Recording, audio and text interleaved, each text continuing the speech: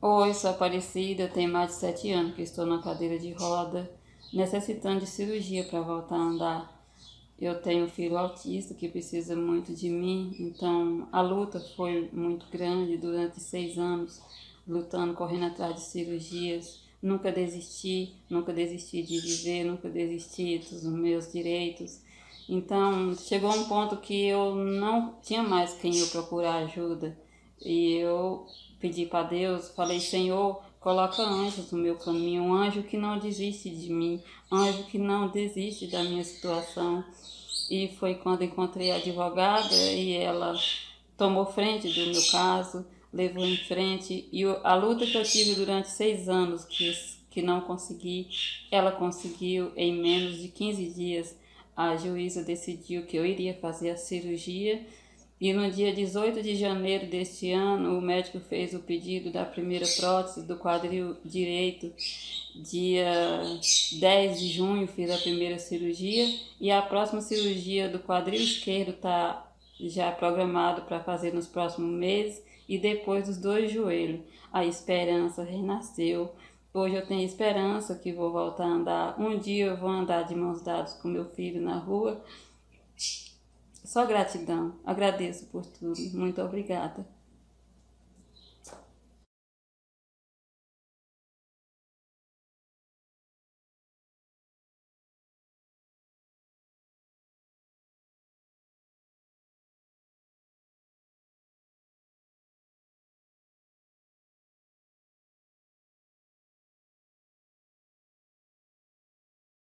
Mi nombre es Isabel Aira, tengo 27 años, soy venezolana, tengo 2 años y medio acá en el país. Hace poco se inició un proceso de regularización de venezolanos y no encontraba con quién hacerlo y me puse a buscar y me encontré con la licenciada Zeneida. Empezamos todo el proceso y durante el proceso me quedé sin empleo. Ella así todo lo continuó a través de la Sociedad Legal J. Rubén Clark. Pudimos culminarlo. Tuve una muy buena experiencia, respondieron todas mis dudas. Yo le pregunté muchísimas cosas a ella, fue un gran apoyo, pues por lo mismo de que no tenía empleo y no conozco las leyes acá. Y estoy muy agradecida por todo este proceso. Buenas tardes, mi nombre es Claudia Urbina. Mi nacionalidad, mi primera nacionalidad es, soy colombiana y cuando empecé los trámites para ser ciudadana americana, la primera cita fue muy tenaz. La persona, el oficial, no fue nada amable. La segunda persona tampoco fue muy amable, pero cuando tuve la oportunidad de conocer a Forrest Hansen, él me brindó esa oportunidad y seguridad de presentarme por tercera vez. Él me preparó muy bien en el examen, en las preguntas, en la entrevista. Y cuando llegamos allá, la señora fue tan amable y yo decía, wow, de verdad necesitaba un abogado.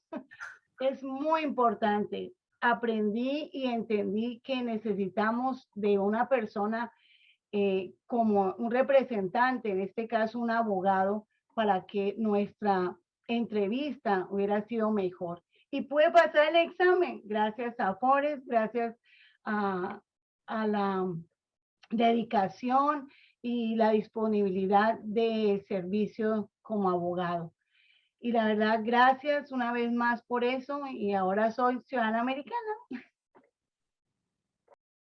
My name is Qasim. I'm from Iraq, and I worked with the U.S. Army there more than 2 years, and I worked also as the business contractor in Iraq for U.S. Army um, for the supplying them furniture or office supplies. Yeah, and I applied to come here after my country situations get worse, and I came here to the Utah. The problem happened to me exactly what happened now. What happens now in Afghanistan, when the U.S. Army left Iraq. it's get bad issues, bad people come through to the Iraq, I don't know from where, and they treat us, and they talk everything for nothing. I don't know. So not government control. So it is bad, and every day I'm seeing it's like somebody killed or somebody gone the bomb explosion. So what can I do? So I want to save my family and save myself and came here. And what were you hearing from your friends about the militias that you mentioned? Oh yeah, they come to me. They said your name come to us, and you could be these days, gone. So try. You wanna hide yourself, do something, for yourself. So I went to the Syria 2 years. I stayed there. I can't stay in Iraq. And you applied first at the U.S. Embassy for refugee status? Yes. And then to Syria, and then where did you go from Syria? Yeah, they contact me and they said come back to Baghdad, and will be just for a processing a couple months, and came to the U.S. Newta. I get a lot assistance from good people. Yeah, as like my attorney James Moss. He assisted me with the landlord issue. When I get out of my apartment, at first he want to charge me. It's like couple thousand for nothing. It's like because I am refugee. I'm sure from that, because he was treating me like, he said, what do you want? It's like just he won't charge me for nothing. When I'm going to them at first time, nobody listened to me, nobody heard me, nobody say what's going on or why this is the difference. I don't know. Even him, when I go to the landlord manager, it's like no one to talk with me. He said, hey, what do you want? You want to pay or not? If not, I will see you in the court. Okay, we'll see you in the court. See you in the court. I appreciate her assistance. I appreciate attorney assistance for that. I feel it is a lot of good people to help us with these issues. I really appreciate your assistance. Hello, my name is Amalia Cripps, and today I would like to share my experience as a volunteer for the No More a Stranger Foundation. I had been with the foundation for a year until now. I started July 2020. It was going to be open a legal clinic in the area for immigration purposes. I say yes, even though the legal area is not something that I am familiar with. I am an educator, but I saw in that moment that it was a great opportunity to serve. I appreciate that the attorney make it so easy for us to understand. I take the lessons. I am fixing to be certificate as well. And something that I had really enjoyed is to be involved in the cases. Once a month, we have a virtual session when everyone who is interested in having a free consultation about their case, they are able to join. And then what I do is to do the intake with the client. The intake is a short interview where I am responsible to make some questions, very basic, to get all the information that we need for the case. In that moment, I shared with the attorney, and we made a decision right there if we are able to take the case or not. If it's a no, I let know to the client why we cannot take the case in that moment, and if there is any other organization that is able to help. If it's a yes, from there I start working very close with the client to make sure that we can gather all the documentation that we are going to need for the application. Sometimes I help with the affidavit as well. Especially when the person doesn't speak English, I take all the affidavit in Spanish and they are translated to English. That's another activity that I do sometimes, is to translate documents like birth certificates, marriage certificates, and everything that is not in English. All these activities has led me in a new profession for me. I have had 3 job interviews with legal firms that are interested on my experience with the foundation. That has been a big surprise. I wasn't expecting it to be in the interview to apply for a paralegal or legal assistant position. So one of them is very interested in hiring me, and that is just one blessing that I have received since I started with the foundation. So I continue being a volunteer, not just because these great opportunities, but also because I am able to feel the spirit, the love of Christ every time that I hear the stories of my clients, to hear them they are so happy that they found the foundation and that they are going to be able to see their dreams come true.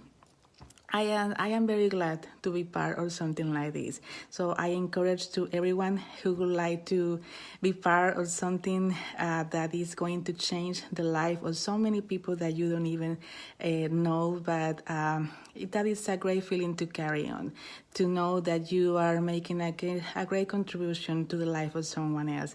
So thank you to the foundation No More Stranger for trusting me, and I will be here to help as much as I can. So thank you so much for this opportunity. My name is David Wright. I am the CEO of Always Trucking Incorporated, based in Medford, Oregon. I also serve as an Area 70 for the Church of Jesus Christ of Latter-day Saints, and married to a wonderful woman and have 6 children. But after we had COVID-19 hit and had the pandemic, we thought maybe it would be good to broadcast this on Zoom throughout the state of Oregon to a focused group would have been members of the Church of Jesus Christ of Latter-day Saints, but we wanted to include leaders of other faiths also to allow them to participate as they wanted. So that became the focus. We ended up choosing to create a panel that would include leaders from the First Baptist Church in downtown Portland, a largely African-American population, a Muslim leader in the Portland area, a bishop of the Catholic Church, and a representative of a large evangelical seminary in the Portland area. And those relationships were already in place due to the good work of a wonderful man named Alan Euler. He is serving as a communication director for the church in Portland right now, and is a former state president there. And so those people agreed to be panelists, and we had a wonderful professor of law down at the University of Texas come and participate, Brother Collins, and Steve Collis, I think is his name. And so he spoke for about an hour and shared some very helpful information about freedom of religion, just some basics. And then after that, the whole meeting lasted 2 hours. After he was done with about an hour of his presentation, we turned it over to different members of the panel to give perspectives and concerns that they have about freedom of religion. It was very well received. We didn't know what to expect as far as attendance, but it ended up being well over 500 people who, with individual hits, as far as I'm sure there were more than 500 people that watched, but there were 500 different hits that were showing up on those, and it was very, very well received. All of the chat was full of comments about how grateful they were for what we were doing. each of the pastors or leaders in these other churches were extremely positive about the need to explain freedom of religion better. The opening prayer was given by a Muslim woman. The closing prayer was given by an African American woman that belongs to the First Baptist Church there. It was a beautiful prayer. I think everybody just loved her. She talked about having a mountaintop experience and asking us to go back into and doing now the work in the valley of helping everyone to understand freedom of religion better. So it was very well received by them, and they encouraged us to do something again and include them in the future. So we are going to be having another Freedom of Religion conference. It's going to be done in November of this year. Ann Mettler, who is with the J. Reuben Clark Law Society, was extremely helpful in helping to arrange Steve Collis to be a presenter. Very much, she was the moderator during the Freedom of Religion conference and did a wonderful job throughout. So we definitely would not have been able to do it without her. Also, the inclusion of leaders of other faiths to me is so important because it helps them know. I think every one of those leaders went away from the experience. They already had very positive relationships with leaders in the Church of Jesus Christ of Latter-day Saints, but they came away from this seeing that we are all advocates of freedom of religion for the same reasons. We want it because we want freedom of religion, and it is a uniting theme among people of faith. And so every one of them were very, very excited about what had happened. And so I think that that's probably the biggest thing that I came away from, that I took away from the experience was I came away committed more to freedom of religion for everyone and not just for a member of the Church of Jesus Christ of Latter-day Saints.